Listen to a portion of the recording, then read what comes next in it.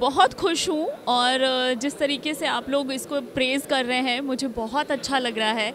और मैंने भी नहीं सोचा था कि एक मराठी मूवी में भोजपुरी कोई भी आकर इतना अच्छा कर पाएंगे, बिकॉज़ मुझे इतना अच्छा सपोर्ट मिला, इतना अच्छा चांस मिला।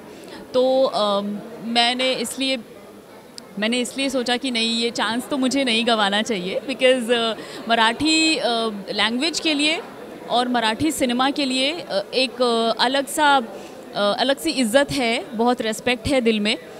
तो इसलिए मैंने एक हिमाकत की है कि मराठी मूवी करूं और बहुत अच्छा रिस्पांस आ रहा है, मुझे लोग पसंद भी कर रहे हैं फ़िल्म में, तो मुझे बहुत अच्छा लग रहा है, बहुत मज़ा आ रहा है। जी बिल्कुल, ये रेगुलर फ़िल्म सोच कर भी नहीं बनाई गई थी। ये फर्स्ट डे से ही बहुत ही प्लानिंग और बहुत ही अच्छे पटकथा के साथ, बहुत अच्छे स्टोरी के साथ आने का इनका तैयारी थी इनकी।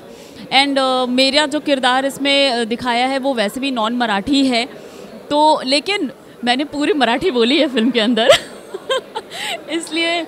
और जो स्टोरी है वो आजकल की स्टोरी है। आजकल जैसे हम लोग सब हैं अपने अपने लाइफ में इतना ज़्यादा बिज़ी हैं कि हमें हमारे दोस्तों के वेयर अबाउट्स के बारे में पता ही नहीं होता है।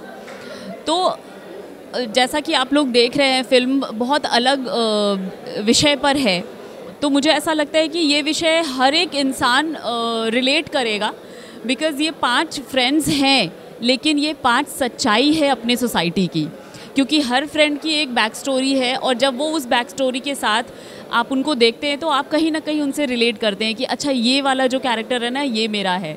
अच्छा, निशांक शायद मैं हूँ, या क्रेया शायद मैं हूँ। तो ये हर किसी को लगेगा जो भी ये फ़िल्म देखेंगे। बहुत इन्जॉय किया है हमने, ऐसा लग रहा था जैसे हम पिकनिक पर ही आए हैं बिकॉज़ इसमें स्काई डाइविंग है, हाइकिंग है, क्रूज़ है, स्कॉटलैंड की इतनी अच्छी अच्छी हसीन वादियाँ हैं।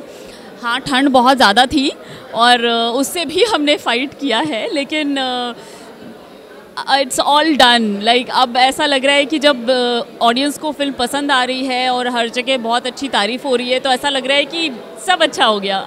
हाँ, जब तक हम लोग ये सोच रहे थे कि हमें नीचे आना है, ऊपर से कूदना है, तब तक डर लग रहा था, लेकिन जब किया तो मुझे बड़ा मज़ा आया। मुझे ऐसा लगा कि फिर से एक बार कर लूँ क्योंकि जब वो फ्री फॉल के बाद वाला जो वो टाइम होता है ना, जहाँ पर आपका पैराशूट खुल जाता है, उस समय पर ऐसा लगता है कि बस यही लाइफ है और कुछ नहीं थैंक यू।